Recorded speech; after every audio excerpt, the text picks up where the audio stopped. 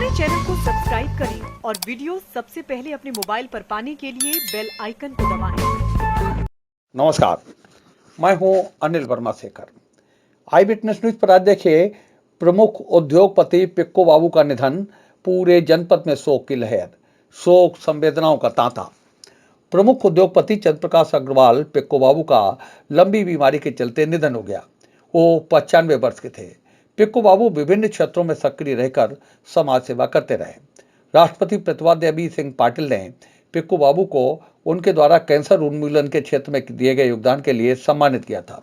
वो महाराष्ट्र के अमरावती कैंसर अस्पताल के 18 संचालकों में से एक थे।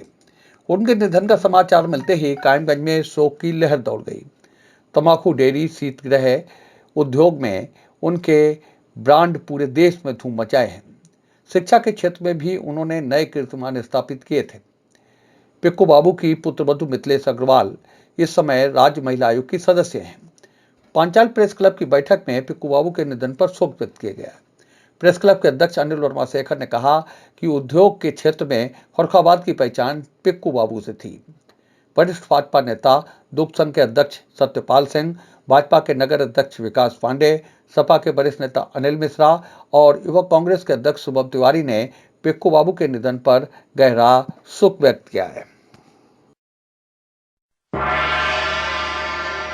ने बहुत सामान्य स्तर से उठकर उद्योग जगत में अपने नाम को बहुत यशस्वी रूप से प्रकाशित किया है और बहुत ही प्रतिभावान उद्योगपति के रूप में भी उन्होंने अपने को लोगों के सामने प्रस्तुत किया है।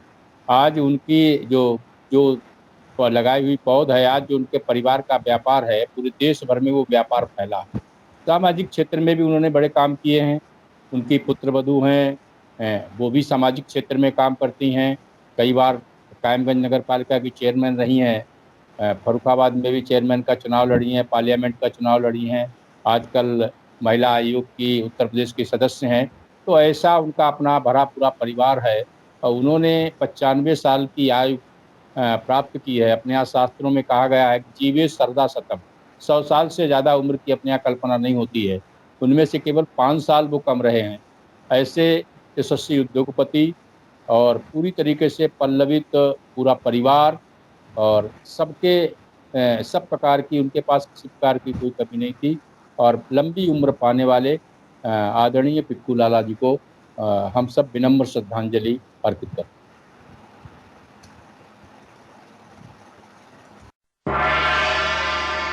विश्वास नहीं हो रहा है कि ऐसा कुछ घटित हो गया। एक वट वृक्ष थे, फर्रुखाबाद के एक ऐसे वट वृक्ष थे, किसी बिरादरी का हो, किसी जात का हो, किसी धर्म का हो, हिंदू हो या मुसलमान हो, जिस वट वृक्ष की छां में आदमी अपने जो बैठ जाया करता था, थक करके विश्राम कर लेता था और अलग व्यक्तित्व था उनका। विनम्रता, सज्जनता, सकारात्मक सोच और हर एक से एक दिली रिश्ता उनका कायम हो जाया करता था।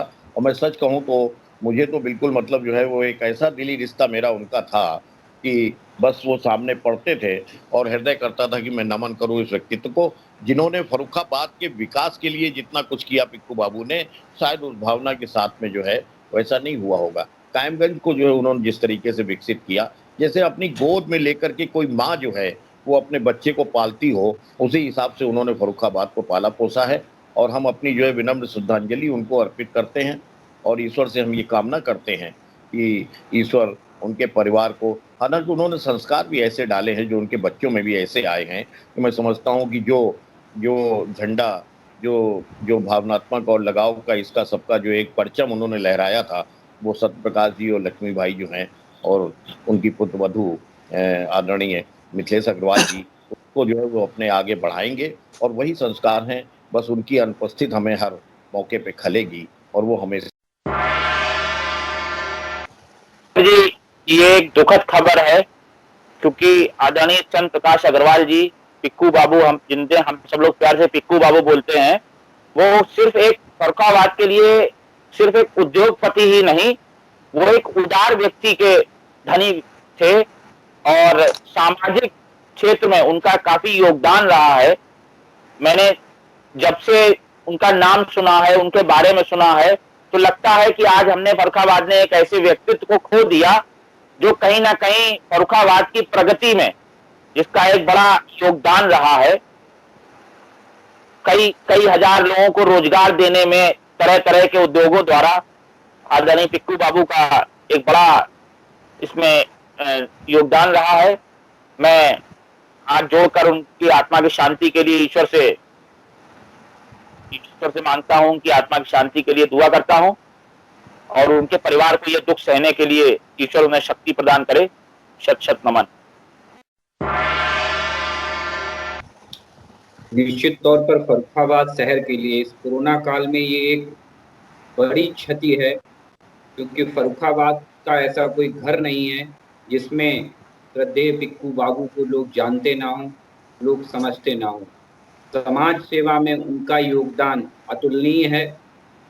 समाज में जिस तरीके से उनकी पहचान एक समाज सेवी के रूप में है, हर घर में लोग उन्हें जानते।